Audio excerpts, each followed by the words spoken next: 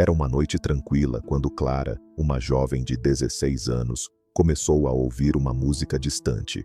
Ela estava em seu quarto, estudando para uma prova importante, quando os primeiros acordes ecoaram em sua mente.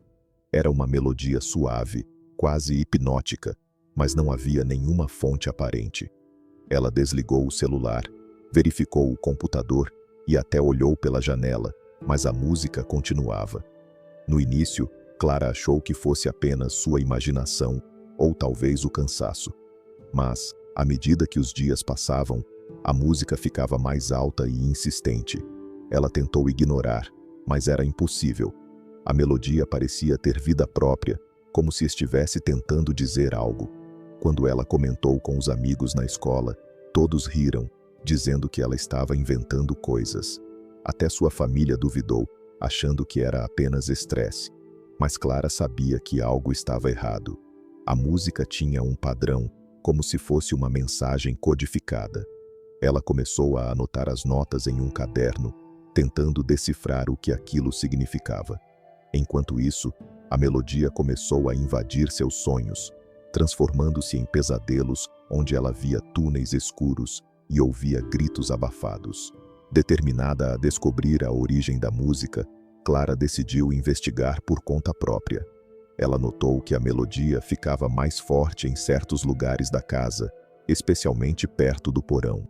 Uma noite, armada com uma lanterna e seu caderno de anotações, ela desceu as escadas do porão, onde a música parecia ecoar com mais intensidade.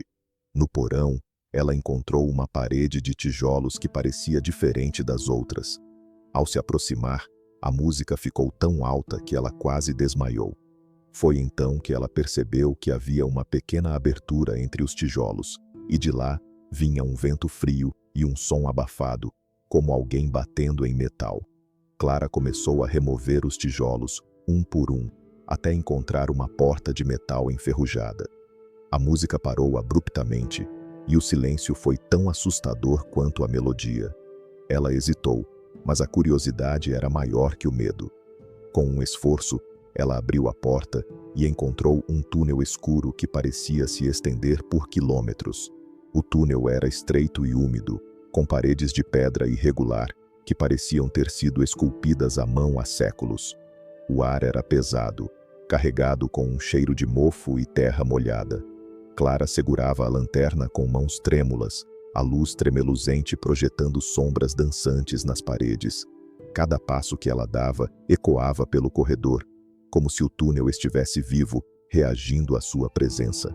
A música, agora mais clara, parecia guiá-la, mas também a assustava. Era uma melodia triste e repetitiva, como se estivesse presa em um loop infinito. Ela notou que o chão era coberto por uma fina camada de água, que respingava a cada movimento. Havia marcas nas paredes, como se alguém tivesse arranhado a pedra em desespero. Em alguns pontos, ela via números e símbolos riscados na superfície, mas não conseguia decifrar o que significavam. O túnel parecia se estender por uma eternidade, e Clara começou a se perguntar se deveria voltar. Mas algo dentro dela a impulsionava para frente, como se a música fosse um chamado que ela não podia ignorar. Após o que parecia uma eternidade, o túnel se abriu em uma sala circular. As paredes eram altas e cobertas por símbolos estranhos, pintados com uma tinta escura que brilhava fracamente à luz da lanterna. Os símbolos pareciam formar padrões repetitivos, como uma linguagem antiga ou um código. No centro da sala, havia um gramofone antigo, com um disco girando lentamente. Era dele que a música emanava, mas não havia ninguém por perto para operá-lo. Clara se aproximou do gramofone, sentindo o ar ficar mais frio. A música agora era quase ensurdecedora, e ela percebeu que o gramofone não estava conectado a nenhuma fonte de energia. Ele simplesmente funcionava, como se fosse movido por uma força invisível. Ao redor do gramofone, havia objetos espalhados, partituras rasgadas, velas derretidas e um violino quebrado. O cenário era assustadoramente organizado, como se alguém tivesse preparado aquilo para ela encontrar. Ela notou uma porta de ferro no fundo da sala, trancada com cadeados enferrujados. A música parecia vir de lá, mas agora havia outro som. Batidas fracas e irregulares, como se alguém estivesse tentando chamar sua atenção. Clara sentiu um frio percorrer sua espinha, mas sabia que não podia parar ali. Ela precisava descobrir o que estava por trás daquela porta. Clara olhou ao redor em busca de algo que pudesse ajudá-la a abrir a porta. Encontrou uma barra de ferro no chão, próxima a uma pilha de tijolos caídos. Com esforço, ela começou a forçar os cadeados, um por um. Cada um que se abria parecia liberar uma onda de ar frio, como se o túnel estivesse respirando. Quando o último cadeado caiu, a música parou abruptamente e o silêncio foi quase insuportável. Ela empurrou a porta com cuidado, que rangiu nos dobradiças enferrujados. A luz da lanterna revelou uma cena que a deixou paralisada. Um homem magro e pálido estava acorrentado à parede, vestindo trapos sujos. Ele mal conseguia se mover, e sua pele estava coberta por feridas e hematomas. Ao seu lado, havia um violino em condições precárias, com as cordas quebradas e o arco desfiado. O chão ao redor dele estava marcado por arranhões, como se ele tivesse tentado escapar inúmeras vezes.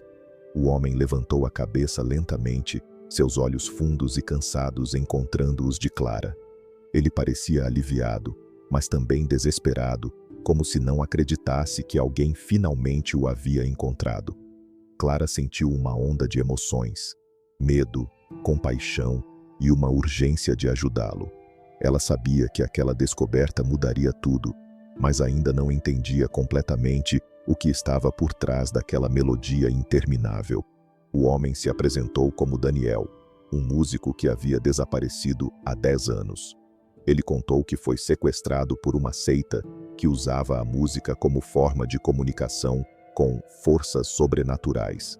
Eles o mantiveram preso no túnel, forçando-o a tocar a melodia em um violino antigo, que era transmitida por meio do gramofone para o mundo exterior. A música era um sinal de socorro, mas ninguém nunca a havia decifrado. Clara ajudou Daniel a sair do túnel e o levou para sua casa, onde ele foi cuidado por sua família. A polícia foi chamada e o túnel foi investigado, mas a seita já havia desaparecido, deixando para trás apenas os símbolos nas paredes e o gramofone. Com o tempo, a música parou de tocar na mente de Clara, mas ela nunca esqueceu a experiência. Ela e Daniel se tornaram amigos, e ele voltou a tocar violino, mas agora com uma nova melodia, cheia de esperança e gratidão. No entanto, Clara nunca mais olhou para o porão da mesma forma. Às vezes, em noites silenciosas, ela ainda sentia um arrepio, como se a música pudesse voltar a qualquer momento.